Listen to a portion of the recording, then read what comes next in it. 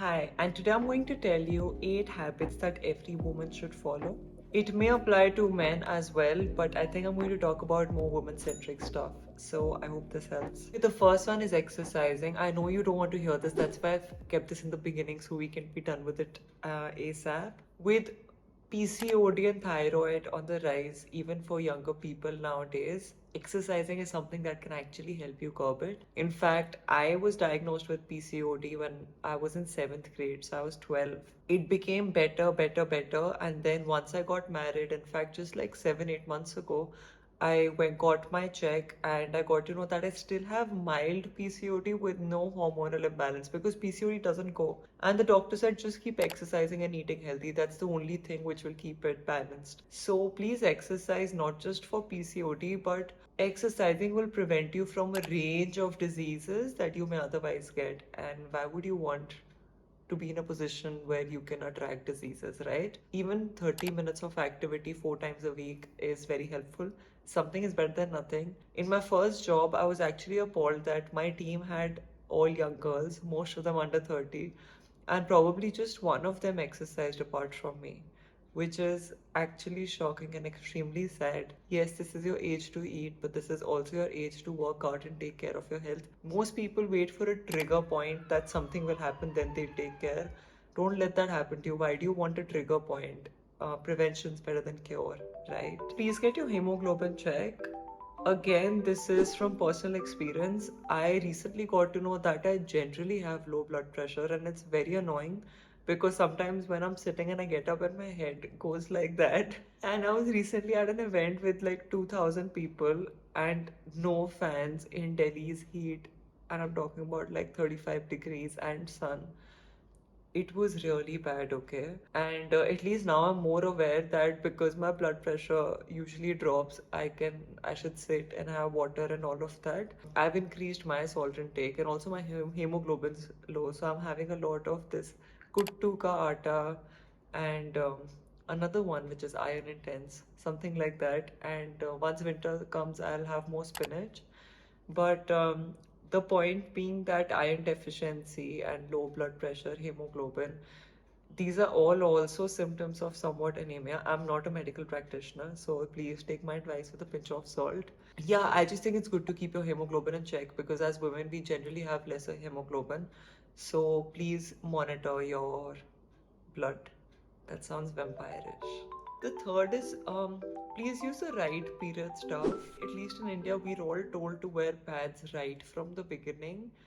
And pads don't work for everyone. We are also shamed against using tampons and menstrual cups, though forget it. Now they are gaining a lot of traction with their social media ads. I also have friends using them and they swear by it. It's not something I'm comfortable with though, but you may be, and it might actually make your life easier.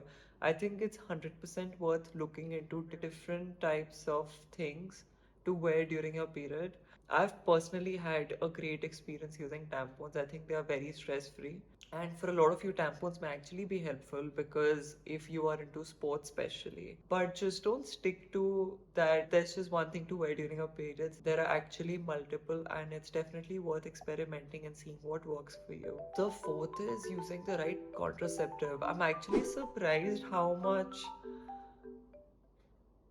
taboo it is to take a pill, whereas the first time I heard about oral contraceptive was actually by Dr. Anjali Kumar, who's this YouTuber, Sejal Kumar, who's pretty famous, her mom.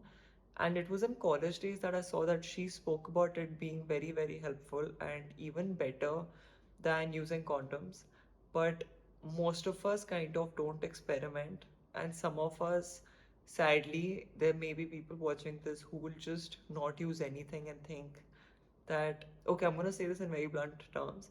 Many people get manipulated by men who will assure them that nothing will happen and then they regret it. So please, please, please be safe and use the right contraceptive because it's important for your health and your body to prevent you against not just pregnancy but also infections. So it's worth looking into different contraceptives that are available out there and seeing what works for you and for your body. I also don't recommend just doing it on your own. Please speak to your gynac and then speak to her about what will be the right contraceptive for you. So this is something worth looking into.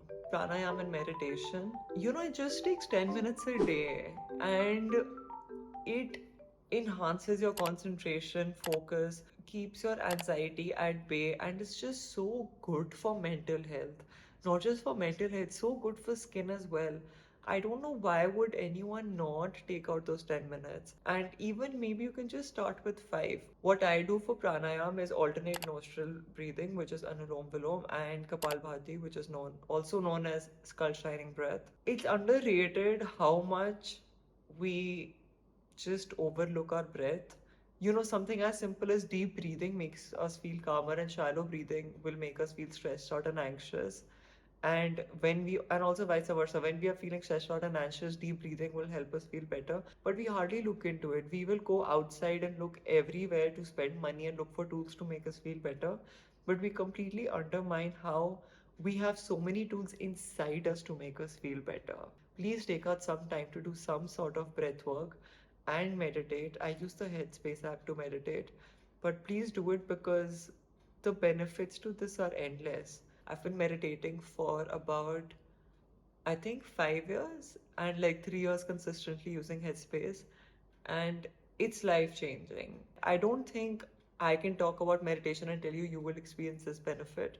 The beauty of it is that everyone has a very unique experience with meditation, and they have their own journeys. So please, please, please spare some time a day.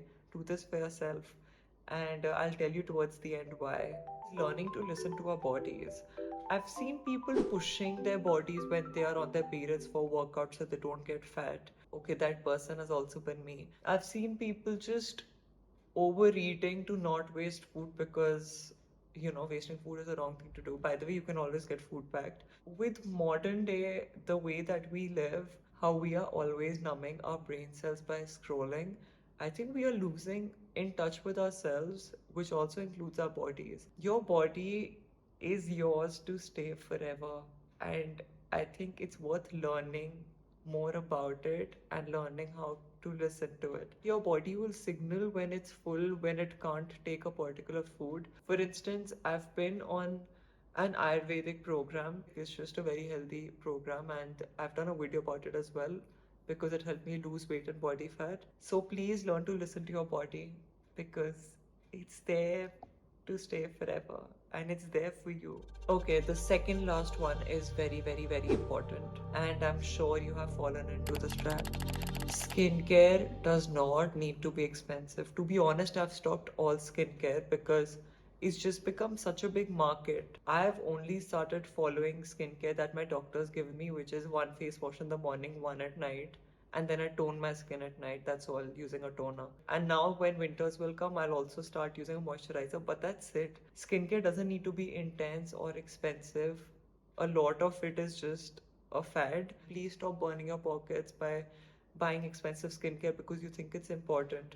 Whatever your skin needs, chances are it's not that expensive. Please speak to your dermatologist and don't fall for beauty trends so easily. It's all a business, don't forget it. And the last one is prioritizing yourself, which is what I was talking about earlier. It's so easy as women, especially for those of you who are moms, to just completely disregard your well being and take care of your family, right?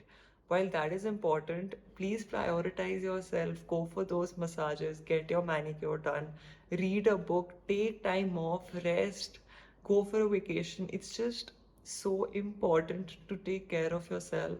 Please do it. Please take care of yourself, your health, your body, your mental health, because you are the person you will live yourself with for the longest of time. So please prioritize and take care of that person.